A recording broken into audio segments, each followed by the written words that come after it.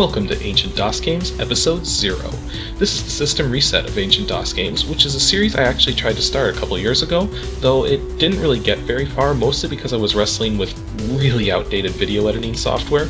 But I've got some new software now, and this is my main project, so I'll be making regular updates every Saturday to check them out. Go to my website at www.pixelships.com. So for this episode, I'm mostly going to be talking about what the Ancient DOS Games series is going to entail, and also how you might actually get some DOS games working on a modern system. Though I should probably mention that the original Ancient DOS Games series was more of a critiquing approach, reviewing a game and saying whether or not it was good or whether it sucked, but when you really think about it, that's not the best format for a show like this. Now we have high-resolution graphics running at 1920 by 1080 resolution with millions of colors and super accelerated 3D graphics to the point where we can actually make things look extremely realistic. You just can't compare that to a game running at 320 by 200 pixels like the ones being shown on screen with only 16 or 256 colors. So the only things you can really compare about that are things that are timeless, like the story or sometimes the music. So rather than going for a review approach, now I'm going to be going for more of a documentary style approach. I'm going to be talking about the game's features and what any particular significance the game has, and also how you might actually get the game or get it running on your system if you already have it.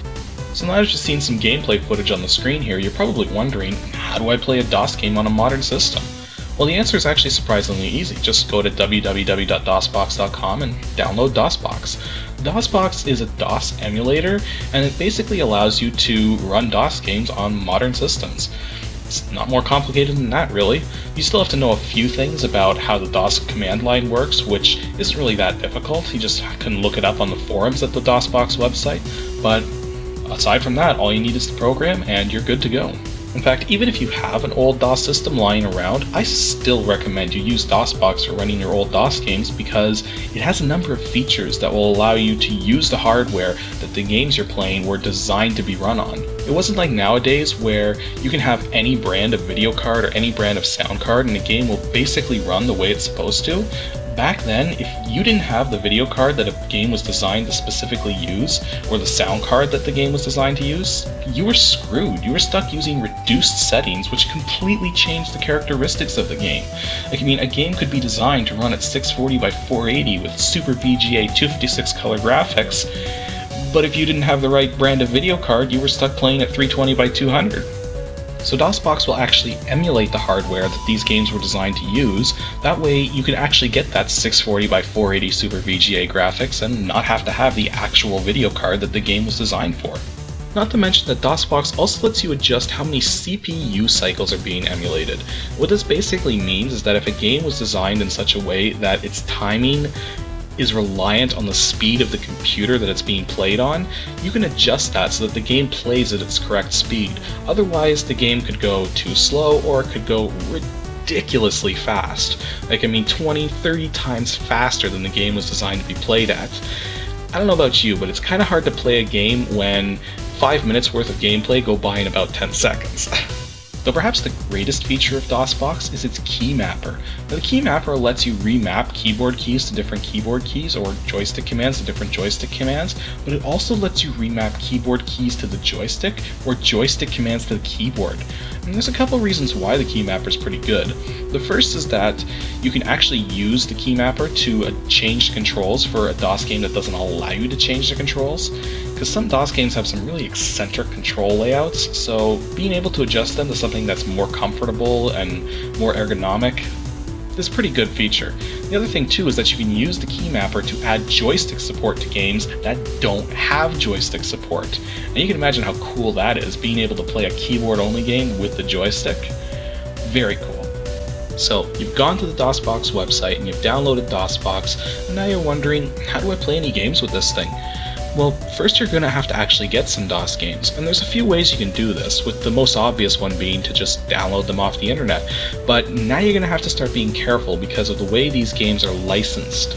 Licensing is what gives you a legal right to use a particular piece of software on your system, and perhaps the most common form of licensing for DOS games was shareware. And the idea of shareware is that you actually had two different versions of a game. One version would be the full game that you would actually buy, the other version would be a feature-reduced version that would actually be free that you could share with people. So if you liked the feature-reduced version, you could go and then buy the full version, which would give you a lot more features. Next you have freeware, and if freeware is really as simple as it sounds, it's free software that you can download and play to your heart's content. And freeware was usually made by people who were just working on their own, or perhaps with another person or two, and the idea was that they just wanted to make something, or didn't really have too much experience, or didn't want to go through the hassle of trying to sell their software, because trust me when I say, selling software is a lot harder to do than it sounds. But even when shareware was taking over the market, you now had software that was commercial. And commercially licensed games are basically games that there was no shareware version of. If you wanted the game, you went to the store and you bought a box of it, you got your discs and you got the full game right then and there. No version that you could play, or sometimes there would be, like sometimes you would have a demo version that would be on like a CD included with a magazine or something, but demo versions of commercial games, or just like now, they generally don't have that much to them. It's not like a shareware game, which could be an entire third of the game. A demo version of a game that was commercial generally wasn't that big. And that's your three basic licensing formats: shareware, freeware, and commercial. Though you gotta be really careful of something when you go online to download old DOS games, and that something is abandonware. Now, abandonware is a term that's been loosely applied to any full version of a shareware game or commercial game that someone has released online for free to download without permission from the original authors of the game. That basically means abandonware is illegal, and the only reason why anybody gets away with it is because of that whole thing, abandonment. Like, if the original owners of the copyright don't do anything to enforce it, who's going to stop them? So, for all intents and purposes though, abandonware is illegal, and if you want a particular game that was released as shareware or in a box, then I recommend you actually go and get the real game.